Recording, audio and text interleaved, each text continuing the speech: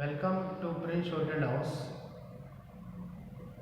Students, आज हमारी exercise progressive shorthand monthly April 2021 से 18 120 words a minute then repeat 140 words a minute जो already हमारे YouTube channel पे डल चुकी है। 80 words a minute then repeat 100 words a minute. Students सब इसको हमारी जो 80 और 100 प्लस ये 120 प्लस 140 इनको बार बार लिखिए, आपकी स्पीड जल्दी ही बढ़ जाएगी। तो हम स्टार्ट करते हैं। 120 words a minute, exercise number 18। Ready, start. Even if all things enumerated above all favorably placed, there still remains the need for enlightened and committed leadership. Your own experience in 1963 amply fortified what I want to say now. At the point of time, India was very fortunate to have been led into experimenting with imported seeds and technology by a very brilliant, adventurous and confident, inspiring team. Mr. C. Subramaniam was then the Union Minister of Agriculture, but he by himself could have achieved precise little if the bureaucracy led by the Secretary Mr. Sivaraman had not supported him to the hilt with his well-disgusted briefs. But both of them still would have perhaps been inadequately of India's most far-seeing scientists. Dr. M.S. Swaminathan were not there to relate the available research and information with the desirability of taking such an initiative. All the three persons from the south stood true and firm in taking the most unwelcome decision of importing 18,000 tons of Mexican seed in 1966, even if each one of them could have lost his head in the bargain. It was a show of administrative drive and political will at their best. There were many more friends who contributed their might to the success of the wheat revolution in India in no significant a manner. Happily, I can place many of them beaming smiles at me in this august audience. I compliment them on having participated in this high drama at a momentous period in the history of the nation. For it is not so simple to manage to import new technology, particularly in the traditional societies such as India. But it is the illiterate farmer who did the trick with such an ease. Let me here remind my listeners that it is not the scientist but the farmer that finally produces the food. Not that the role of scientist in not important, but the new technologies produced by them have not to be demonstrated to the actual producers, which means the farmers before they are able to translate dreams into realities, and even demonstration can prove counterproductive if the package does not have the backing of proper economic and political policies.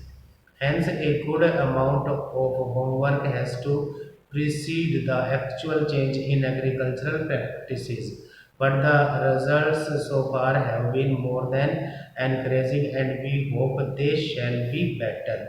Now, I turn to my experience in Africa. Most academicians and intellectuals from the affluent nations were asking, could the Indian or Pakistani or Mexican experience be replicated in the dark continent? Africa is socially and culturally so difficult, so backward, not yet exposed to modern ideas of mobility and innovation, but it was worth trying. We started with a small transfer of technology in respect of soya and maize. 4 years ago, the research in this case had come from two international institutions, namely your own institution at Hyderabad in respect of soya and the Institute of Mexico where I work in respect of maize. We put the information together and demonstrated it to the farmers. There were no credit facilities available. Where from was the small farmer to pay for fertilizers and other inputs? We had to tax our core budget for it.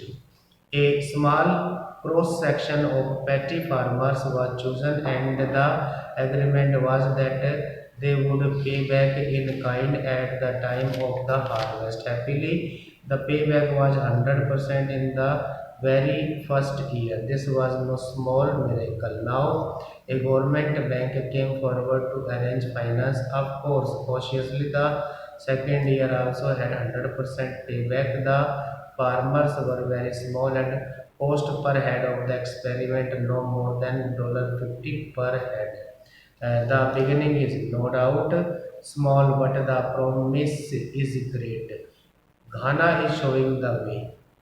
Even if no transport is available, no financing is forthcoming, the food there is abundant. Now, Africa is a great land mass, and even if the growth rate is such that population can double themselves in 22 years, the present, which means the initial population is not much, just million.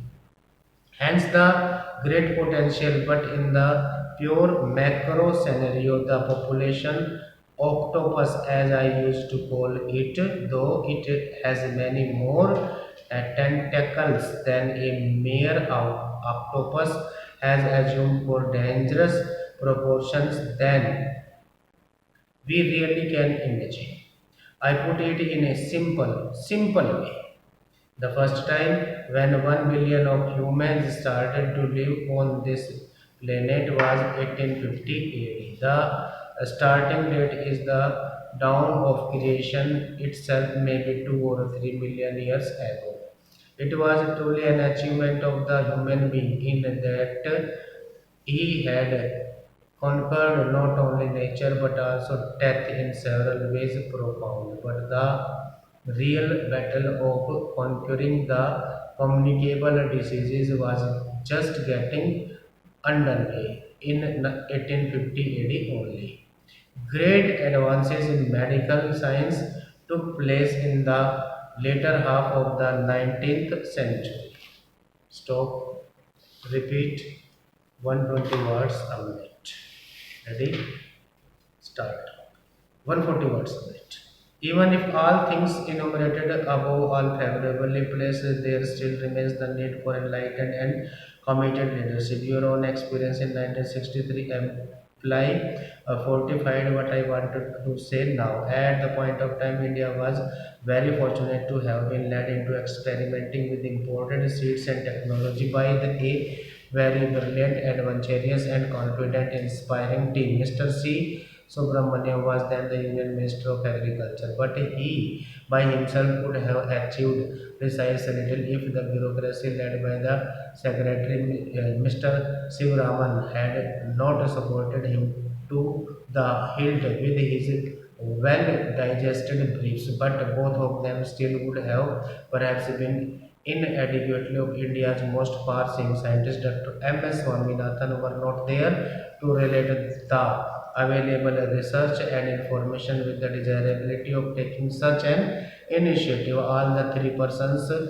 from the south stood true and firm to taking the most unwelcome decision of importing 18,000 tons of Mexican seed in 1966, even if each one of them could have lost his head in the bargaining. It was a show of administrative drive and political will at their best. There were many more friends who contributed their might to the success of the wheat revolution in India in no significant manner. Happily, I can place many of them beaming smiles at me in this august audience. I compliment them on having participated in this high drama at a momentous period in the history of the nation. For it is not so simple to manage to import new technology, particularly in the traditional scientists such as India, but it is the illiterate farmer who did the trick with such an ease. We let me here remind my listeners that it is not the scientist but the farmers that finally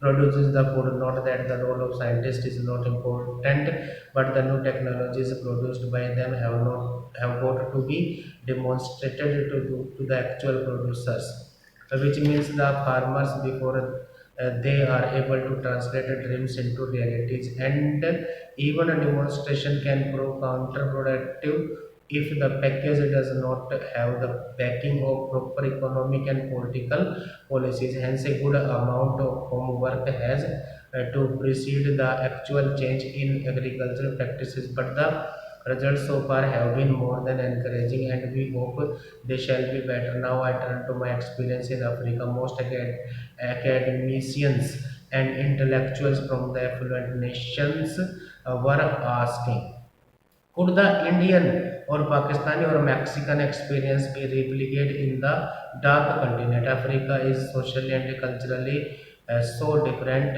so backward, not yet exposed to modern ideas of mobility and innovation, but it was worth trying. We started with a small transfer of technology in respect of soya and maize 4 years ago. The research in this case had come from uh, two international institutions, namely Union Institution at Hyderabad in respect of soya and the Institute of Mexico where I work in respect of maize. We put the information together and demonstrated it to the farmers. There were no credit facilities available. Where from was the small farmers to pay for fertilizers and other inputs? We had to tax our core budget for it. A small cross section of petty farmers was chosen, and the agreement was that they would pay back in kind at the time of the harvest. Happily, the payback was 100% in the very first year. This was no small miracle. Now, a government bank came forward to arrange finance. Of course, cautiously, the second year also had 100% payback. The farmers were very small, and cost per head of the experiment no more than $50 per head. The beginning is no doubt small, but the promise is great. Ghana is showing the way. Even if no transport is available, no finance is forthcoming, the food there is abundant. Now Africa is a great land mass, and even if the growth rate is such that population can double themselves in 22 years, the present means the initial population is not much, just 650 million, has the great potential. But in the pure Mexico scenario, the population octopus, as I used to call it, though it has many more tentacles than a mere octopus has assumed for dangerous proportions than we really can imagine. I put it in a simple way. The first time when 1 billion of humans started to live on this planet was 1850 AD. The starting date is the dawn of creation itself, maybe 2 or 3 million years ago. It was truly an achievement of the human being in that he had conquered not only nature but also death in several ways profound. But the real battle of conquering the communicable diseases was just getting underway in 1850 AD only. Great advances in medical science took place in the later half of the 19th century. Stop.